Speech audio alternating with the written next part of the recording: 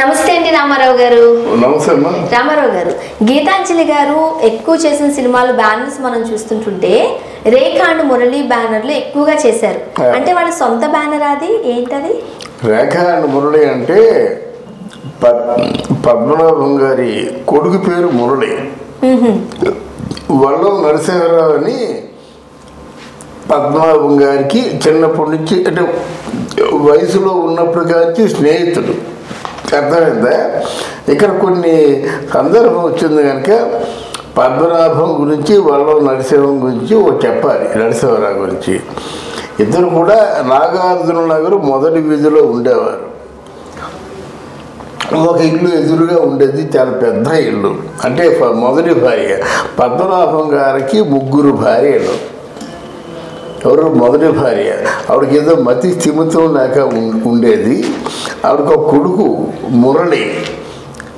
రేఖ అంటే వల్ల నరసింహరావు కూతురు, మురళి అంటే పద్మనాభం గారి కొడుకు. రేఖ అండ్ మురళి సంస్థ పద్మనాభం గారి సంస్థ. పద్మనాభం గారు వాళ్ళ కూతురు పేరు ఎందుకు జాయింట్ చేసుకున్నారు? బానే కదమ్మా, వల్ల నరసింహరావు గారు. ఎందుకంటే వాళ్ళ స్నేహితులు, వాళ్ళిద్దరు కలిసి ప్రొడక్షన్ మొదలు పెట్టారు. ఇద్దరు కలిపి పెట్టారా అది? ప్రొడక్షన్ అంటే స్నేహితులకి అంత విలువ ఇచ్చేవారు. డబ్బు ఇందే కావచ్చు, ఆయన స్నేహితుడు కదా, కనుక ఆ విధంగా అని విలువ ఇచ్చారన్నమాట. ఓ తమాషాగా పద్మనాభం గారు సినిమాలు మొదలుపెట్టారు. రేఖ అని మురళి సంస్థ. ముందు సావిత్రి గారి దగ్గర వెళ్ళారన్నమాట. సావిత్రి గారి దగ్గరికి వెళ్ళి, అమ్మ చాలా మంచి కథ ఉంది, ఆ కథ మీకు చెప్తాను, మీకు బాగా నచ్చినట్టయితే మీరు డేట్స్ ఇవ్వండి. ఆల్రెడీ అన్నగారు డేట్స్ ఇచ్చేశారు, మీరైతే బాగుంటుందంటే ఆవిడేమనుకుంది, అన్నగారు డేట్స్ ఇచ్చారు కదా, మంచి కథ అయితే ఒప్పుకుందాం అనుకుంది. నిజంగా మంచి కథ. అందులో ఒక బొమ్మను చేసి ప్రాణం పోసి ఆడేవి నీకు ఇది వేడుక అని చెప్పేసి ఒక పాట ఉంది. అయితే పద్మనాభం వచ్చింది దేవత. అయితే అప్పుడు మొత్తానికి కథ చెప్పగానే దేవత సినిమా కథ పద్మనాభం గారిది. ప్రొడక్ట్ సినిమా కూడా అయిందే. మొట్టమొదటిసారి సినిమా అదే మాట, దేవత. ఆ దేవత అనగానే మన సావిత్రి గారు ఒప్పుకున్నారు. అండ్ ఎందుకు ఎన్టీ రామారావు గారు ఒప్పుకున్నారని చెప్పేసరికి సావిత్రి గారు ఒప్పుకున్నారు. సావిత్రి గారు ఒప్పుకున్నారని ఎన్టీ రామారావుతో చెప్పారు. మొత్తానికి ఇద్దరిని కూడా ఒప్పించేశారన్నమాట. హేమాంబర్ధరరావు డైరెక్టరు. ఆ సినిమా చేశారు. ఇండస్ట్రీలో చాలా అతి తక్కువ మంది మాట రోజు పెళ్లి భోజనమే, రోజు పులిహోర, రోజు పూర్ణాలు, రోజు గారెలు, రోజు పచ్చళ్ళు అని పెట్టారన్నమాట. అక్కడికి వెళ్తే ఒక విందు భోజనం దొరుకుతుందిరా అనిపించుకునేలాగా పద్మనాభం పెట్టేవాడు. ఆ సినిమా సక్సెస్ అయింది. మొత్తం ఇండస్ట్రీలో ఉన్న వాళ్ళందరి దృష్టి కూడా పద్మనాభం వైపే మళ్ళింది. మొదటి సినిమా ఎన్టీ రామారావు సావిత్రి నటించారు, పెద్ద వేడుక చేసుకున్నారు. అప్పుడు రేఖ అండ్ మురళి సంస్థలోకి గీతాంజలి గారు ఎంటర్ అయ్యారు. ఎంటర్ అయిన తర్వాత ఆయన కొంచెం, ఎందుకంటే ఇద్దరు బాగా కలిసి చేస్తుండేవారు, మంచి స్నేహితులు, సన్నిహితులు, ఓ జంటగా ఉండేవారు. అప్పట్లో almost Geetha and Rekha and Murali సంస్థలో యజమానురాలు ఆవిడే. గీతాంజలిని అడిగే మిగతా ఆయన చేసేవారు అన్నమాట. అప్పుడు ఏ సినిమాలు, పొట్టి పిల్లాడు గీతాంజలి హీరోయిన్, మర్యాద రామన్న గీతాంజలి హీరోయిన్. అలాగా ఆ రేఖ అండ్ మురళి సంస్థలో చేసినటువంటి పిక్చర్స్ అన్నీ కూడా గీతాంజలి యాక్ట్ చేస్తుందన్నమాట.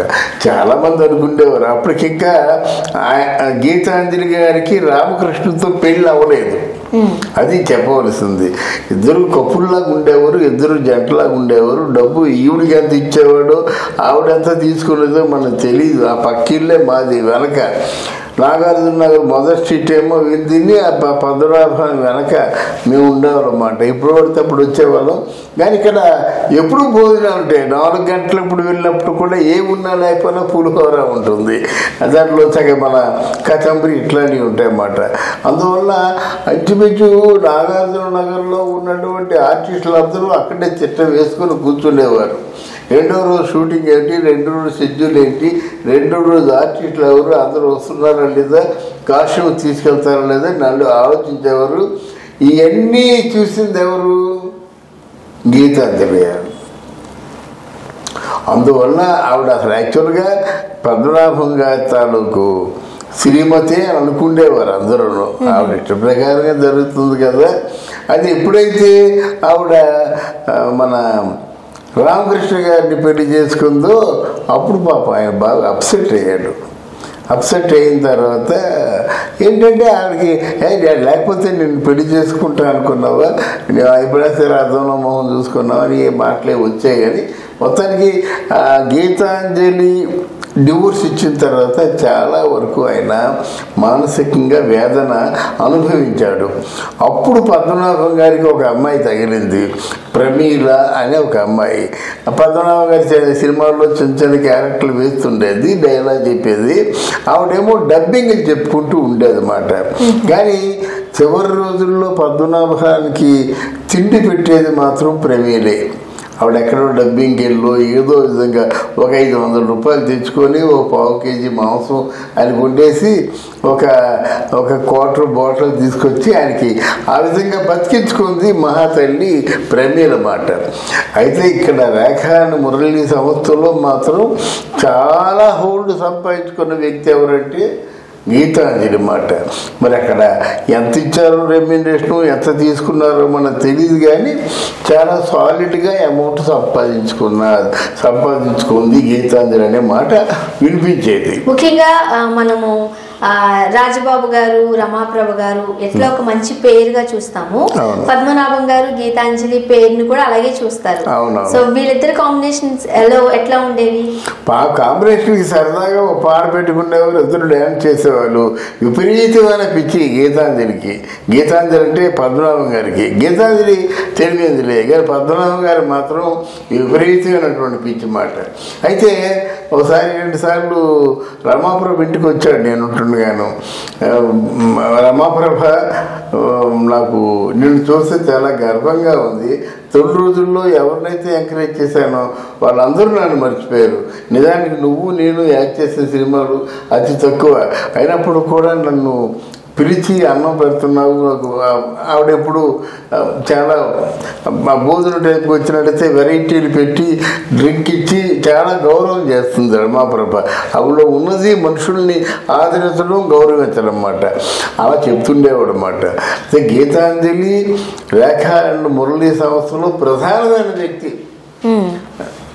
చెక్ పవరు, సంతకాలు, అమౌంట్, అడ్జస్ట్మెంట్లు అన్నీ ఆవిడే చేసేది. ఓకే, అది. Thank you so much. Thank you very much.